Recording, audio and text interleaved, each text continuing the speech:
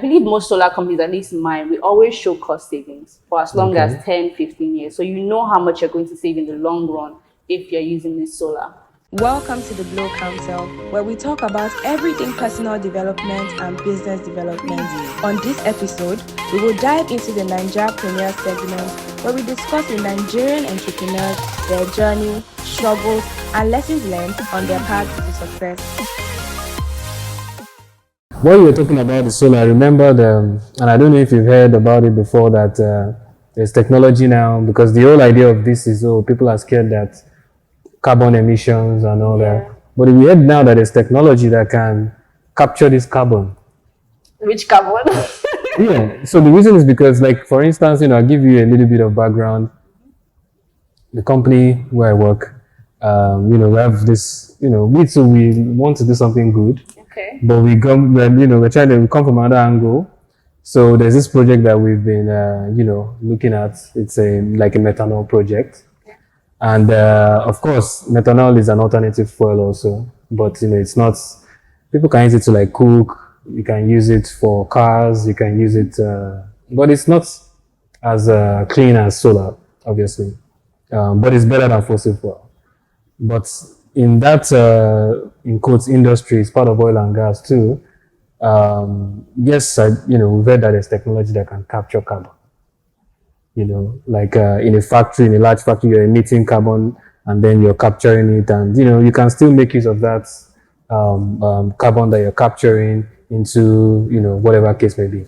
Let's assume that this carbon capture process is real, which it is real, but let's assume it's real. Okay. How, because I see a lot of things that are capable of affecting the solar energy industry, because people will always want to use this whole idea of, there's a way this gas burns, fossil fuel burns in a different way. Like me now, I can't imagine myself driving an electric car. I've driven one before.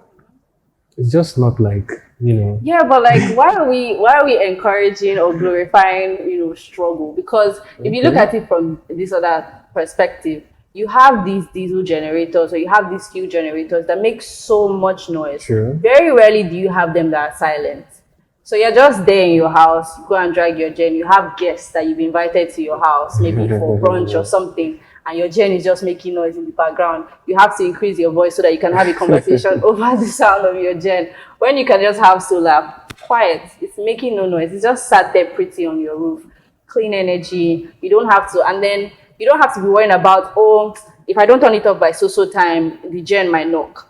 Or you don't have to worry about constant maintenance of these generators, because generators always need maintenance. The solar doesn't need maintenance. No, Sorry, I just got you. Max, you just need to like wipe or clean your solar panels. Oh, okay. Every once in a while. And then you have lithium-ion batteries that will last for like 10 years. Very little maintenance. So it's like, it's very obviously the better option. So why go for it? It's like we glorify struggling in Nigeria. So you're like, your parents are like, I'm not buying washing machine because if you wash with your hand, it builds character. No. But so you understand, there's so much that we could be doing better if we just look at it from a different perspective. And hypothetically, you're saying this carbon capture thing. So like hypothetically, let's say it's released into the market. It's a new thing. It's newer than solar. People would definitely be skeptical.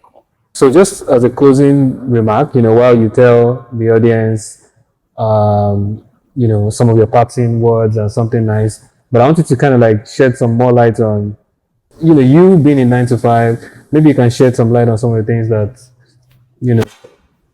help you on a day-to-day basis to get by, how you, maybe motivate yourself, something that, maybe somebody else who is in that same struggle. I know Lagos traffic is something else, so that's another story entirely. Yeah, but just, as a wrapping note, shed some light, and then, tell the audience also just anything you want to tell us, because we've enjoyed speaking with you today so much. Okay. Well, I guess the 9 to 5 advantage is definitely that that security, that at the end of every month, you're definitely receiving your paycheck. As opposed to entrepreneurs that you don't really know. It depends on how your business is doing. And then, besides the security of, every month you're getting that paycheck, you also know that there's a more or less a ladder that you know you are climbing. You're not just starting this business off today. I'm saying this not to discourage anybody from being enterprising or going into their own business, but just as you said, the advantages or things that motivate me in my work, the current line of work I'm doing. You know that you have this career ladder that you're whether you are aware of it or you're not aware of it, you are definitely climbing that ladder. You know that there's a goal you have. You can always tell yourself when people ask you that, where do you see yourself in 5 years? Where do you see yourself in 10 years? It's easier to imagine it in a 9 to 5 job or in a corporate role because you know that, or if I started here, I use myself as an example. 3 years ago, I joined Infoenergy as a business analyst. And then in I think 2 years or a year, I became an associate. And 3 years now, I'm a coordinator. So I can tell myself in another year, I should be a manager. You can tell yourself in another 2 years, I might be a director. You know that there are ladders that you're climbing or there are new heights for you to achieve. And these things obviously cannot just be done while you're sleeping or while you do nothing. There are things that you know, okay, if I'm working on this skill, it should give me this.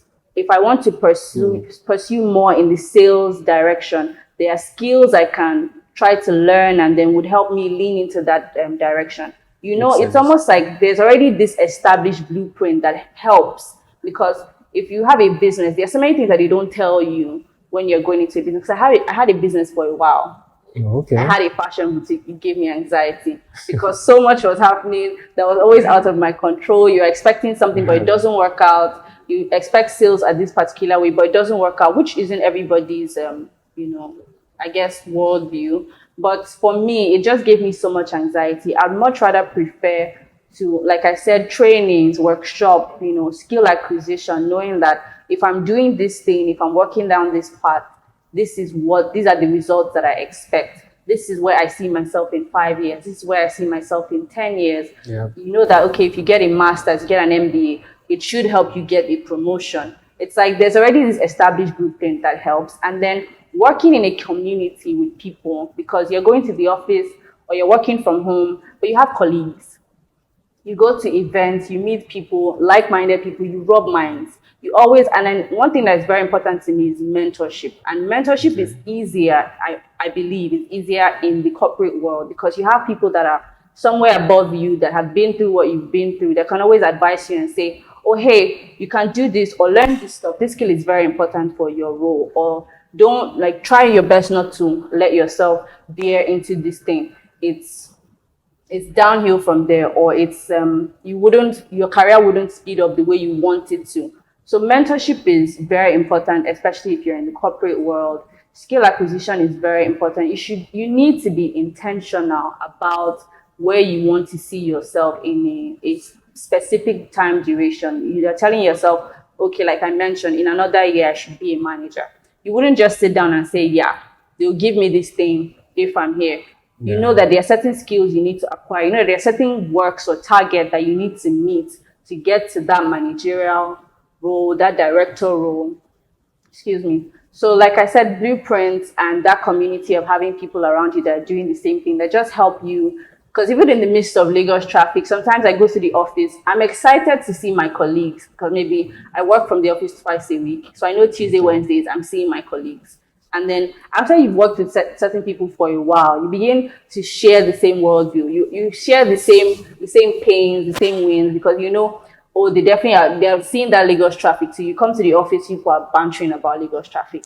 You have people, some days where you're losing your motivation, and then someone tells you, oh, I spoke to this person recently, and they told me about how they're now working for Apple, or they did something for Apple, or they helped this company reduce their carbon emission, or they gave it. Inspires you as you go along as well. And then I think these are some of the few things I want to say, but definitely always improving your skills, giving yourself that map of what you want to do. And I guess things are different for different people, but for me, I have this thing where I have a meeting with myself every week or at least every 2 weeks. I call it what's working meeting. Interesting. So at the end of 2 weeks, I have things outlined like, okay, what new skill did I learn this week? Or maybe this week I had this deal I wanted to close, and I put it down there to close so and so deal by the end of the week. So that will be included in my meeting, one of the meeting notes. So I asked myself during that meeting, okay, did you close this deal? And so when I see that, I'm prompted, if it hasn't been closed, why didn't it close? What was the issue? So you have to be intentional about these things to help improve yourself, motivate yourself, and then people around you plus mentorship, very important. It was, that was amazing, for the audience. I think, she has said, Onyinye has said a lot as regards, how you can still engage yourself within your 9 to 5. I think some of the things that I got out of some of the inspiring and nice things that she has said is, even if you're working in the corporate world or you have a 9 to 5 or whatever the case may be, there's a ladder, right? And part of the ways you're going to be able to climb that ladder is by developing yourself. Really, it's not by, some people want a raise, they want to get rich by demand. I always say you can never get rich by demand. You can only get rich by improving yourself and doing better. And it's a ladder, like she said, it's not a bed, Some people get into a job and they're like, oh, they're paying me small money. They don't expect that they're going to go up. So maybe they're going to stay there forever. So I want us to take that home. And again, I want to thank Onyinye today for giving us this amazing insight into the solar industry. And maybe, that business that you said you're doing before, maybe in the future we'll still talk about it.